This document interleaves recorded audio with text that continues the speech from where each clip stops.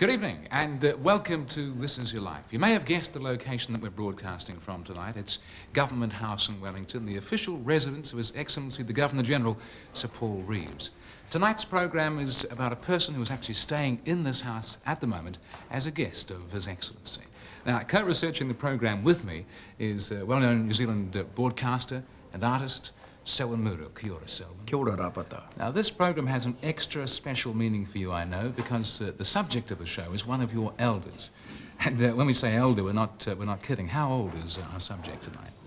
About 93, 94. Right. Well, out of deference to this age, we are starting the programme in a traditional manner with a chant, or poroporaki. Now, can you tell us a little bit about that? Well, the mana of this person demands that we open with a traditional karakia to the mountain, to this person's mountain. That's the only way for us to approach him. Why don't you lead us there now? Aye.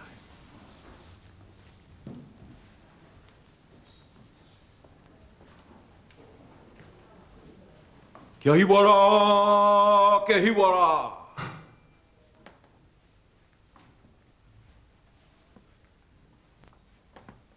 Ai mihiana ki o tātou ei toa maha. Ai mihiana hoki. Kia tātou ki te hunga ora. Ara me pēni te kōrero. Hare mai koe I pania nei tō rai. Ki te hingu tāwa ko tātou mātua tūpuna. Hare mai koe I hoka koikoingia nei koe. E o mātua tūpuna hei hapai o nātu toki hōro, toki nunui e koe. Nō reira hare mai, hare mai, hare mai. Hare mai, ko koe no te ao kohatu. Ko koe no te ao kohatu e koe, ko tauhena le mā, ko te poea. Ko tāpira nangata. Ko pōmare. Ko ari pita mama, nori re koe hare mai, rā, hare mai, hare mai. Nau rā tēnei pō e koe, nau tēnei pō. Nā reira, I tua kei, tō mōkai, ki te mihi atu kia koe.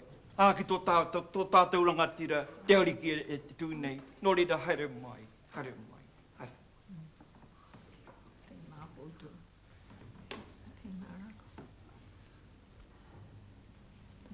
Ani tō tau rangatira, rāpata pāka, kei ia mana koe hoka kōrero I tēnei pō. Kia ora, Dame Whina. Dame Whina, we have a little ceremony associated with a television program that I'd like to ask you to perform for us this evening. It's one of our traditions. I wonder if I could ask you to read for us, please, what it says on the cover of the book. This is your life, Dame Whina Cooper. Dame Whina, tonight we have a very special program to celebrate your unique life. I'd like you to join us in the grand ballroom of Government House for that show. I'm greatly honored. Look, I don't know what to say.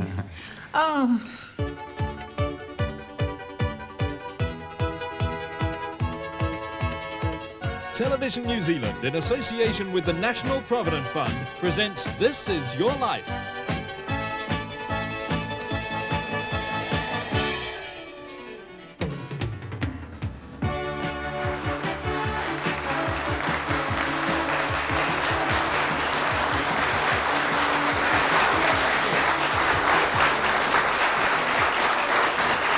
Oh, thank you very much indeed. And ladies and gentlemen, please welcome Dame Whina Cooper. Dame Whina.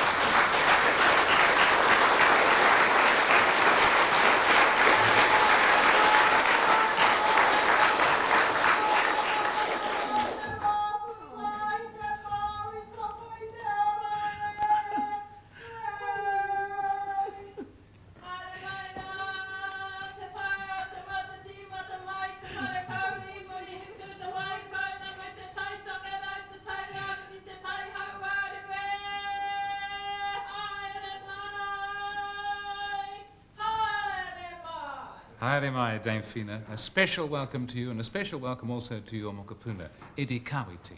You know, those of you who know Dame Whina, and there are many of you here tonight, know that there is a special relationship between Dame Whina and Eddie. For how many years? Since 1975, Eddie, you've been Dame Whina's special minder, I guess. How did this come to be, Dame Whina? First of all, I must say this is a surprise. What is it all about? Oh, I see. Look. I've got to tell you, ladies and gentlemen, I have been severely admonished prior to entering this room after the surprise by Dame Whina, because this is the last thing that she would ask for herself. This is the last thing that she would ask for herself. But tonight, we would like to take it upon ourselves, somewhat cheekily, I guess, to give you what we think is this honour. Yes, but even the Governor General didn't tell me. Eddie, perhaps you could seat Dame Whina over here. Well, Actually. Here we are. Here's the seat. I Eddie, I'm must going to... answer you Yes. about him. Well, let's take a seat. There we are. You tell. His grandmother, when I was sick at 4 McCluck Road, Panmure, and his mother, grandmother came along while I was sick in bed, and she said, I come to bring our mokopuna to look after you. And I look at her and I look at this boy. How is he going to wash my clothes? You know. But however, she kept begging me to have this boy. And I said, all right then. So ever since, he's been looking after me. He's such a good boy, 1 out of a million. Aye, well, I think This is everybody what I here agrees. use. 1 out of a million, but the stick comes in handy occasionally. Eddie, I'd like to ask you if I could take responsibility, if that's the word, for Dame Whina for the next 45 minutes, and you may relax over here. Ladies and gentlemen, Eddie Kawiti. Thank you, Eddie. Just scoot over here.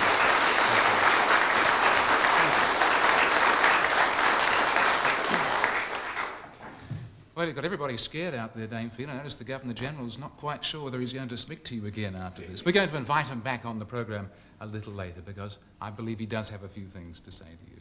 But in 7 years' time, maybe less, Dame Whina, you will have seen the passage of 100 years. You've not only seen a lot of history in your life, you have helped to make history. You've worked tirelessly to gain dignity and justice for your people. In 1981, in recognition of your life's work, you were given the title Dame Commander. It's said that your influence is such that every Prime Minister since Gordon Coates in 1925 has well known your name. Now, our first guest tonight is someone who can talk of that from his own experience. Tenakwe Whina. Sorry I can't be with you tonight. I shall be out of the country, but I want to take part in this tribute to you. I remember what you said on your 91st birthday, that Muldoon's a straight talker like me, that's why I'm his sister. And that went right to my heart. I remember when you wanted a new post office, and so you got hold of me, Prime Minister, and said, look, we want a new post office at Pangaru. And so I said to the Postmaster General, how can we get a new post office for Pangaru? It's way up there. And so he went away and came back and he said, oh, they've just built a new post office at Ruakaka, and they've got an old post office up there they don't know what to do with. What do you say we take it to Pangaru? So we took it over to Pangaru and you got your new post office. Straight talking, and that was it, and that's the way you've done it all the way along. I'm tremendously pleased to be able to join in this tribute, and all the best to you, Whina. Kia ora. Today you're a person who has walked amongst the leaders of our nation, and that's a far cry from your simple beginnings. You were born in Northland on the shores of the Hokianga harbour at a place called Takaraka. Your father was one of the most respected leaders in the north. Jeremiah Tawake was born in 1838 and was aged 57 when you entered the world. His wife, your mother Kare, was 15 at that time. Now here's another photograph taken around that time of your birth that shows Jeremiah at a meeting of Hokianga chiefs. And there's a local priest in that picture as well, because the North, of course, was staunchly Roman Catholic, and that's a faith that you have embraced throughout your life. Now, northern Hokianga is an area occupied by your people, the Rarawa, for centuries. On the screen now is the mountain of Pangaru, a peak that is sacred to all the Maori people of the Hokianga. It's a place where the mana of Hokianga resides. It was beneath this mountain where you spent the first half of your life, and it was beneath this mountain where you bore your first child. Now, Whina, that first baby of yours, how old would she be now? About 69, is it right? She'll be, yes, 69? 69. Okay, we'll accept 69. Well, she doesn't, of course, live in New Zealand anymore, does she? She lives... At Australia. Australia. Well, not tonight. You see, here in Wellington, just to be with you, is your daughter, Maud. From Australia, please welcome Maud White.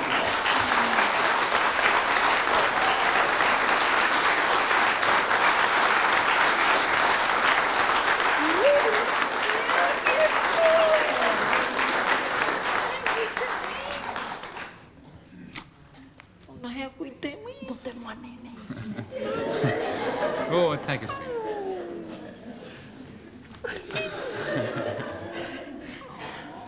Going back to the very early days of Whina's marriage, Maud, I guess you weren't really aware of what went on those first days in the Nikau Whare, where your mother and your father were living, but you must have heard stories of those early times. Remind Whina of one of those.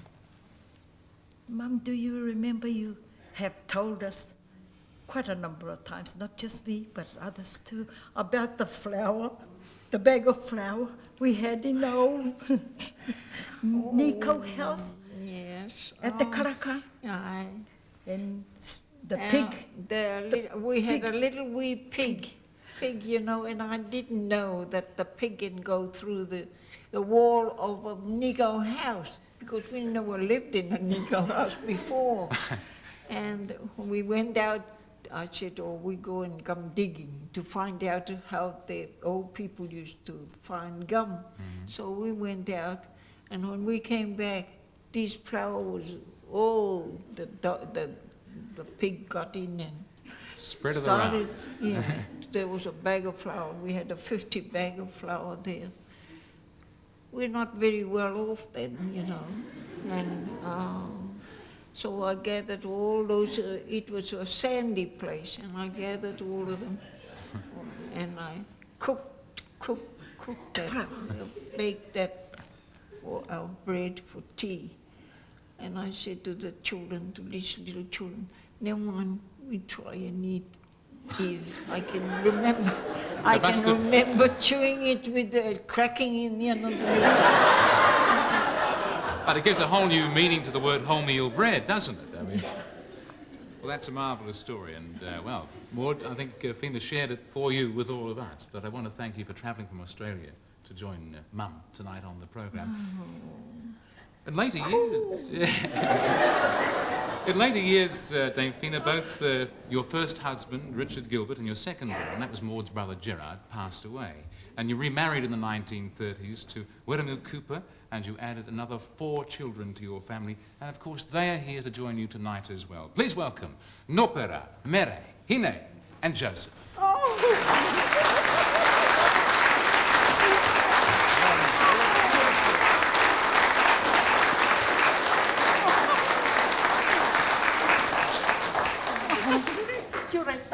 Why didn't you tell me?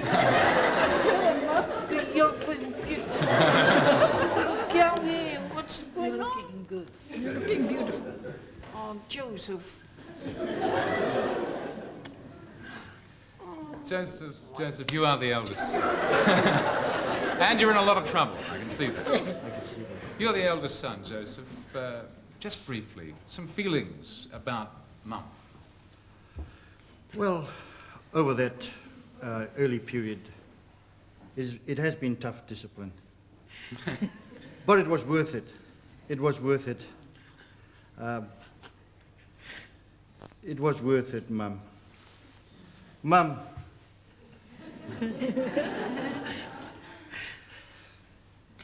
You have cast a very wide political net. You've also cast a very wide shadow, Mum. We, your whānau and family and mokopunas, grandchildren, are very proud to walk, but very humble to walk in your footsteps. Joseph, thank you for expressing those thoughts so beautifully for your mother tonight. I want to thank the whole family for joining Dame Whina on the program. We're going to continue the program right after this break with some more surprises for Dame Whina on This Is Your Life. He urua ki tai, he wahine ki uta, kokoera ki uta hina e. Whakapori whenua, whakapori tangata, tō mahi e whina e. He urua ki tai, he wahine ki uta, kokoera ki uta hina e. Welcome back to This Is Your Life. We talked earlier of the hard times in the Hokianga, but then as now, Whina, you had exceptional energy and drive. And that was something that was perceived by the local Catholic priest, Father Cramborg. He loaned you some money and helped you to set up a business. Now that, ladies and gentlemen, was like lighting the fuse of a skyrocket. The beginning of the 1920s saw you running a small store in Pangaru. By the end of that decade, though, people were calling you the Queen of the North. You had turned that little business into a small empire. Not only did you own the town store, you opened 2 other branches in nearby settlements. You ran the local post office, you bred prize-winning Jersey cattle on your farm. We have a photograph of one of them there, and a very healthy-looking beast it is as well. You were exporting kauri gum and exotic fungi to China, as well as operating your own Model T truck and a launch as well. We found out all of these things. And you still found time to coach the rugby team, the hockey team, the basketball team, to build a tennis court as well. Goodness me. Now, rugby. Now, rugby is one of your favourite sports, am I right? This is one of the teams that you coached back in Pangaru. And I want to ask you, Whina, how did you keep all those young men under control? When they were playing the game and so on, did you have a technique to keep them in line? Well, the boys at those days, they listen. It's quite different from the boys of today. They listen what I say, what I tell them, you know, anything that I want to be done, they listen. How about during a game if you didn't feel that they were performing as well as they should have? Did you have a technique to make them listen then? Oh, yes, because when I coach them, you know, do the coaching, well, I always tell them, you know, you want to use over here. Yeah. Not only you're playing and just playing the ball, you want to use here too. I reckon you know what I'm getting at. I'm talking about the use of this particular device here. May I just pick up your stick for a second? Because I've heard a story, ladies and gentlemen, where when those young rugby players didn't perform, you would run down the sideline and administer a sharp blow. No, no, not true. It's the people that are barracking on the other side. Oh, I see.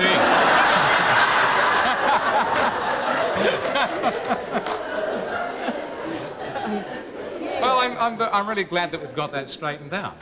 You know, there's a certain incentive for the audience to enjoy the team that you were coaching, of course. You made history by becoming the world's first female president of a rugby union branch. I guess everyone here can now see that by the end of the 1920s, if you wanted something done in northern Hokianga, this was the person that you came to see. You became involved in many special projects, and through them, you met a great Maori leader who was a very special friend of yours. E kui e whina, tēnā koe e noho maina I taupoko o tei. Nui ro atu taku pōuri, kāore tae au te haere atu ki tēnei hui whakanui I a koe. Ki hei au tuku atu e oku rata ke haere atu. Aha koa te tino hia nei no oku ki o tae atu I tēnā hui. No reira ngā mihi nui ro atu ki a koe, ka whakanui nei e te motu I roto I te pōaka whakata. You know, Whina, I first got to know you well over 50 years ago. And at that time was the opening of, if you remember, the second house built by Maori Affairs Department in the hold of Northland at Waiho. That was a tremendous hui. We had Sarapi Ranangata there and Mr. Frank Langston, the new Minister of Maori Affairs. And I remember very well the kind of submissions that you made that day, which brought a lot of laughter to many of us who were listening in.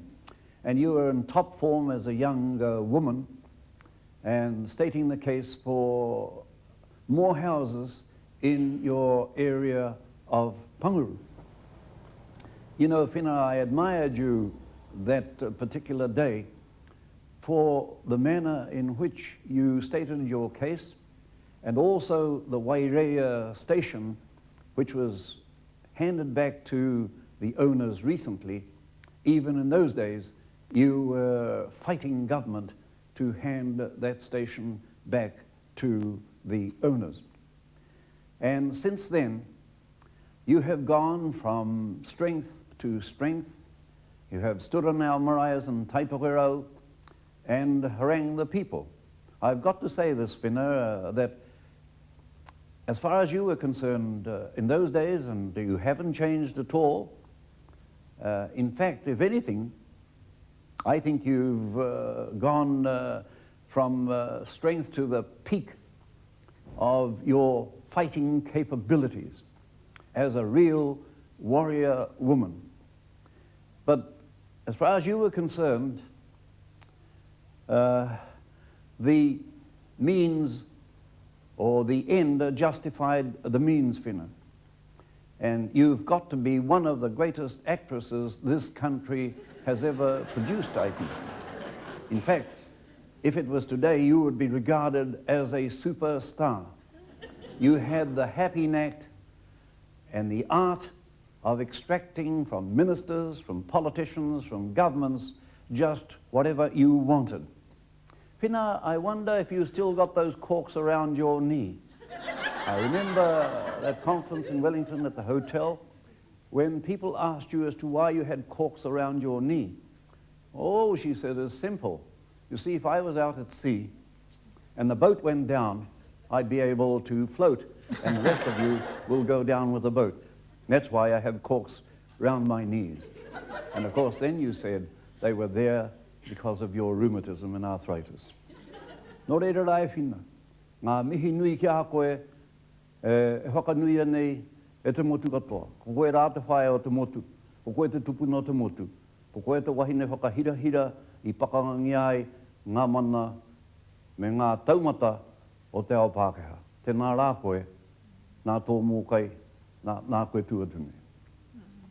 Sir James Henry, ladies and gentlemen.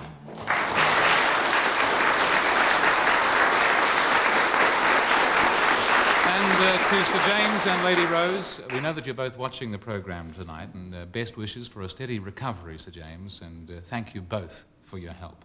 Whina, throughout the 30s and the 40s, your stature with the leading figures of the day, both Maori and Pākehā, grew. But in your personal life, there was tragedy. You had already lost your first husband and your eldest son. Now the person you loved above all, your second husband, William Cooper, passed away. Perhaps it was to leave behind some sad memories, and certainly because you were ready to face new challenges, that in 1951 you decided to move to Auckland. Later that year, a conference in Wellington elected you Dominion President of the newly formed Maori Women's Welfare League. From those times, Whina, comes this voice.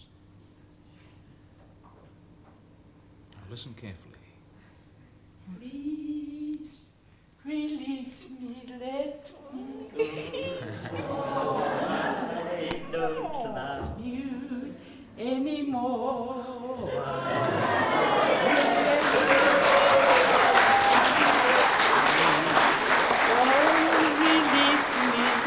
My darling, let me go.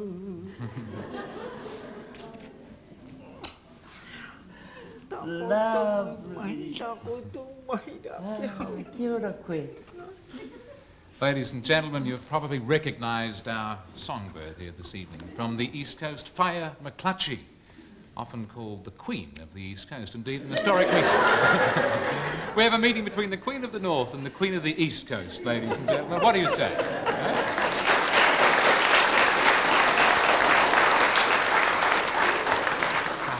Perhaps I even should have said your great rival from the East Coast. Whaia, you're one of the foundation members involved in the Maori Women's Welfare League.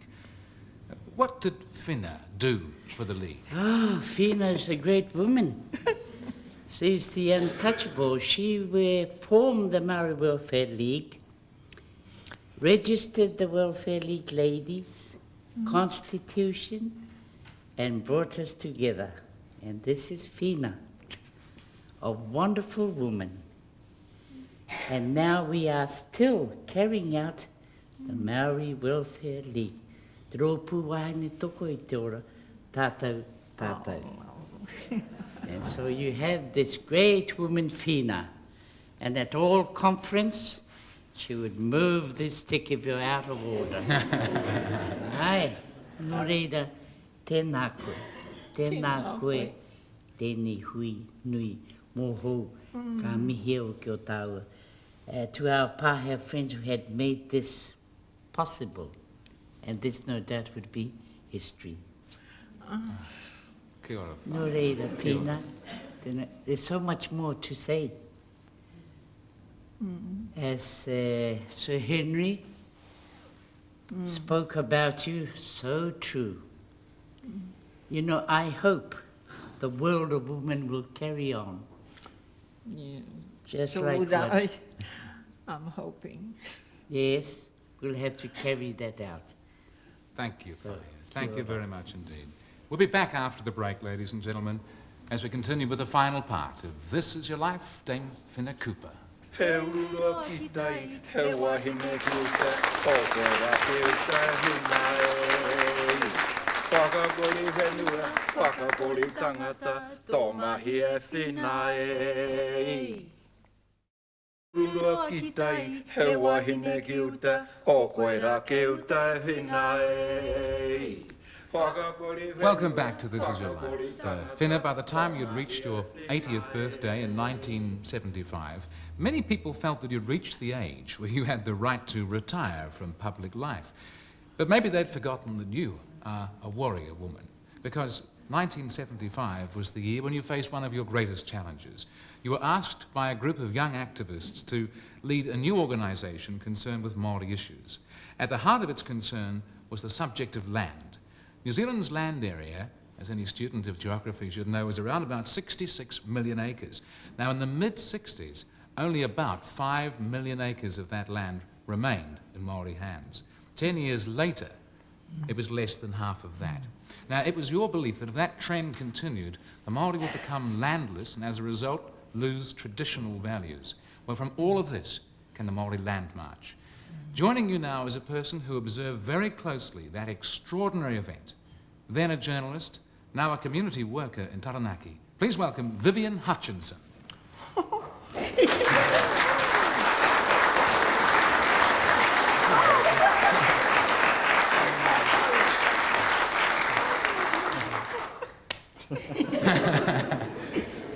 Yes, we're all getting slaps on the hand tonight. How long since you last saw Whina? Since that time, Since 12 that years ago. time. Now, some memories will be coming back tonight. What were you were a journalist at the time, Vivian. What, as you remember it, were the lasting achievements of the march? Well, looking back, we can now see that it was the beginning of a whole renaissance of Maori views and awareness in this country. What started as 40 people grew very quickly to something like 40,000 people. And Whina, of course, was the symbol of that struggle, and she was like the feather on the head of that march. As a Pākehā at that time, I realised it was also the beginning of a whole reawakening of Pākehā awareness of the struggle that she'd been doing for, at that time, nearly 80 years. She dominated the headlines of this country for nearly a month. And I suppose New Zealanders, as a people, had to look straight in the face of a race, and this woman in particular. And those questions, those issues started to come up again, and still with us today. Well, you walked the entire length of the march. You observed Whina closely. You got to know her. What would you say is her greatest strength? Well, she's the finest political orator I think I've ever heard, in Maori and in English. And I've seen her walk into sometimes hostile rooms and just turn the whole tone of that room with her wit, her strategy, and her walking stick. Vivian, thank you very much indeed for joining Dame Whina tonight. Thank you. Ladies and gentlemen, Vivian Hutchinson. Thank you.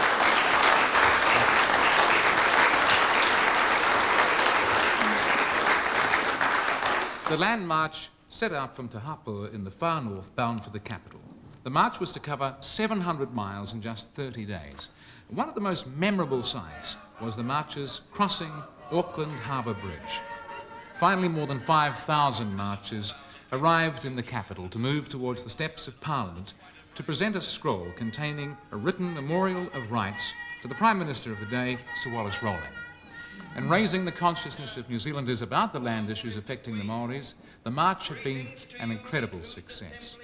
One of your fellow marchers and friends is here to join you tonight. Ladies and gentlemen, please welcome actor Don Selwyn.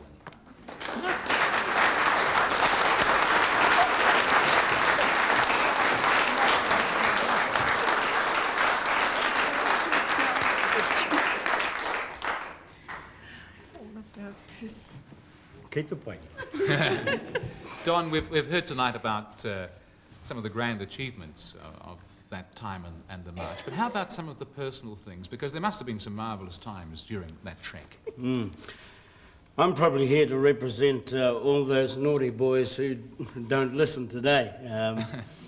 But what really intrigued me about that march was a wonderful love relationship between Hone Tūwhare, the poet, and Whina. And for that reason, I've actually, Hone has asked me to bring along this poem that he's written about you in his latest book. There were several things about that march that were very humorous. It was a tapu march. We weren't allowed to drink. We ate a lot of Pākehā lollies. And wherever we went, we left a koha. And one of the memorable things about that koha was that we went to one of the marais, and Tūwhare was a very clean gentleman, did his washing every night. Next day when we left, he left his underpants on the fence, and you can imagine this child on a horse riding along trying to catch the marchers with the underpants, and when Whina saw it, she said, well, that's Tūwhare's koha to the marae. There are a couple of little anecdotes in this wonderful poem that Tūwhare has written called Rainmaker's Song for Whina, which I'd like to share with everybody. And, but she had this great ability to sort of make sure that everybody listened. She didn't need the stick either. But it goes something like this. So you listen now. This is a sacred march. We're marching because we want to hold on to what is left, only 2 million acres. And you must understand this. You must think of your tupuna. They are marching beside you. Now you fellas over there, Mokena, Willie Wilson, Dun Mihaka, all you fellas, you move over and make room for them. That's right. We're not going to Wellington for nothing. And don't be mistaken. Kāre tēnei hikoi oku. E hikoi no ahara nei ki te mirimiri i ngā paora o te rauring. He finishes the poem. E kui, what a way to bring the house down. You could not have lobbed a sweeter grenade. I'm all eared into you, baby. Kia ora tonu koe. And that I think you can give with her a life catalogue there, Bob, at the end, from Hone Tūwhare. Kia ora, kia E ora. honori nui ki te tuati I mui a koe, kui. Thank you. Don Selwyn, ladies and gentlemen. Thank you.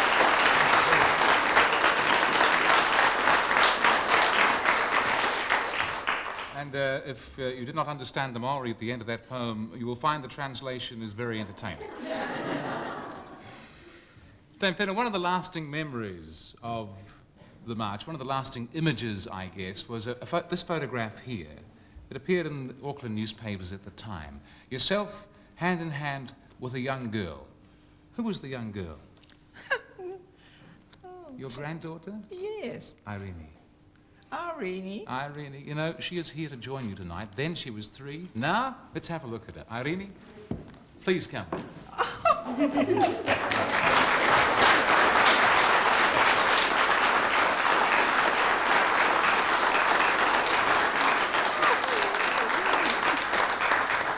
Sit down, dear. Irene, you represent the generation of the grandchildren.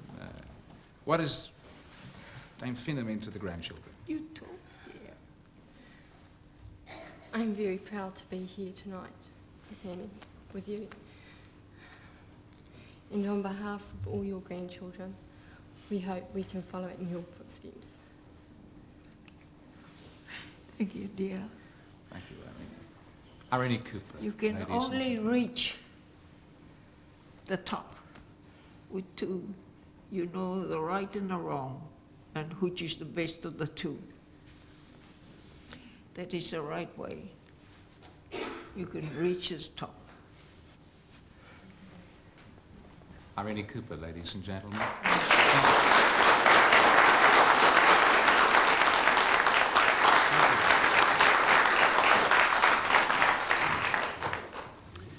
Tonight we are guests of the gentleman who holds the highest office in the land. It's his house that we've borrowed this evening, with his kind permission, I might add. And now it's very fitting that he joins us here in the great ballroom of Government House. Ladies and gentlemen, His Excellency, the Governor-General, the Most Reverend Sir Paul Reeves.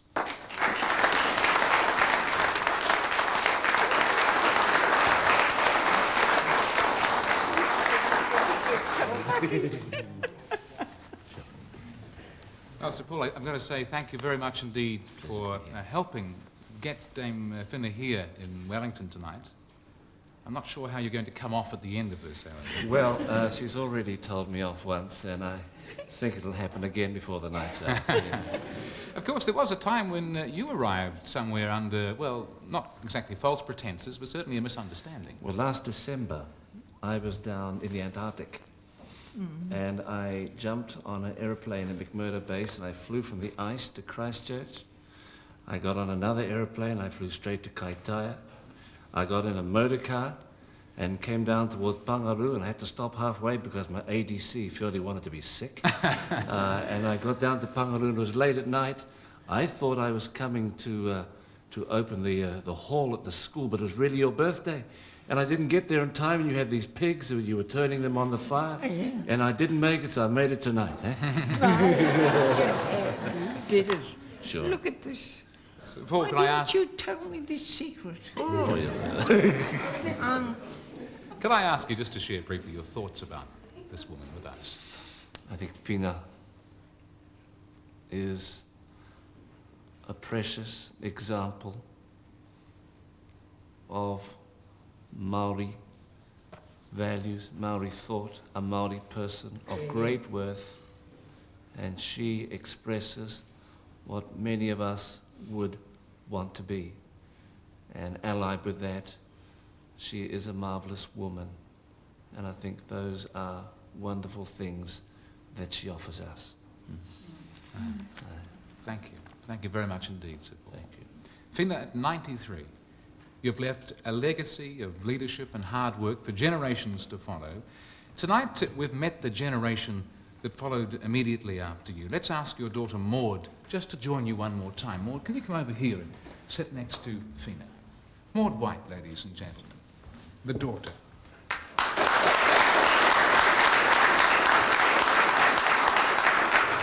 But tonight we also have a third generation here, represented by your granddaughter, Josephine. Josephine, come and join us. The granddaughter.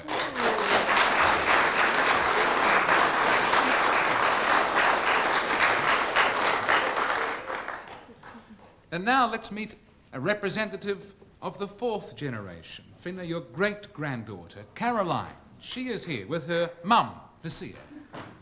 Come on, Caroline.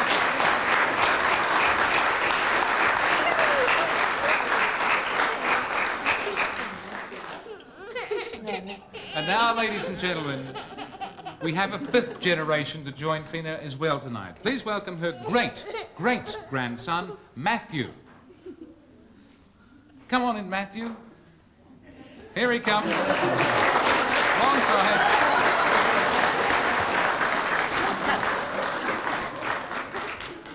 And ladies and gentlemen, even more special, there is a sixth generation.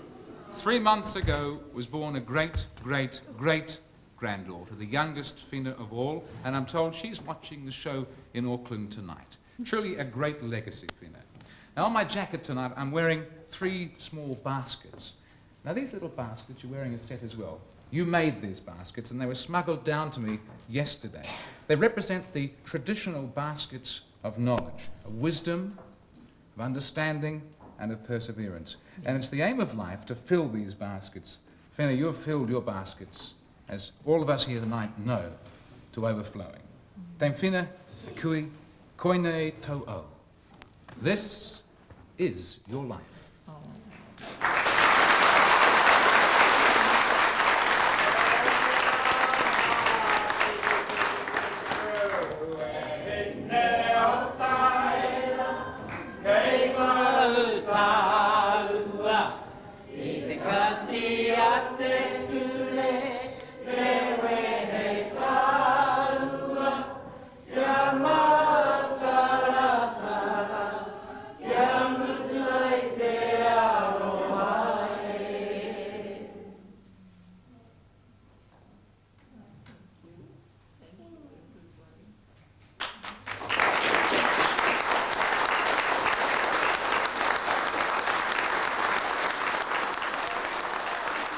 Hammer-headed shark at sea, the woman on the land. It is you on the land, Whina. Earth shaker, man shaker. You're good at that, Whina.